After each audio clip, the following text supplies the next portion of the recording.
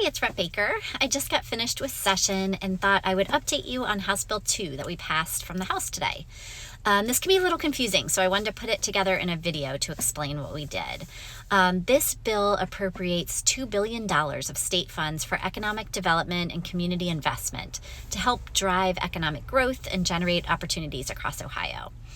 This historic bipartisan bill includes really important investments in higher education institutions, $600 million to our public K-12 school buildings, and $400 million to issue grants and loans for local governments for roads, bridges, freshwater treatment, wastewater collection, storm sewer systems, and solid waste disposal facilities. So all really important investments into Ohio.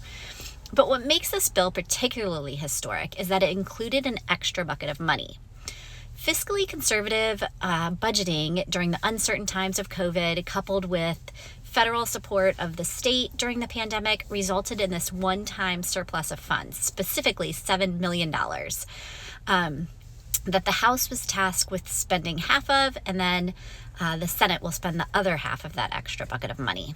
The House strategy was to put this surplus towards larger projects. Specifically, we were able to advocate for $42 million to come back to Hamilton County.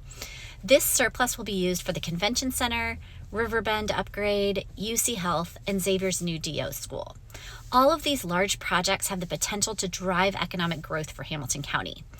I do recognize there are some concerns, specifically about the Riverbend project in our district, and I am in conversations about potential solutions to constituent concerns around this project. So I'm going to post another video about the Riverbend project in the future. But what I like best about using this one-time bucket of money for these big projects is that now these big county projects aren't competing with smaller local community projects for capital money. So we won't have the convention center vying against a small village park for money. Instead, the big needs are pulled out and we'll be able to fund more local community projects with the capital budget this year. I anticipate the capital process will wrap up in the spring and I'll be able to announce the District 27 locally funded community projects. So House Bill 2 now heads to the Senate for further consideration.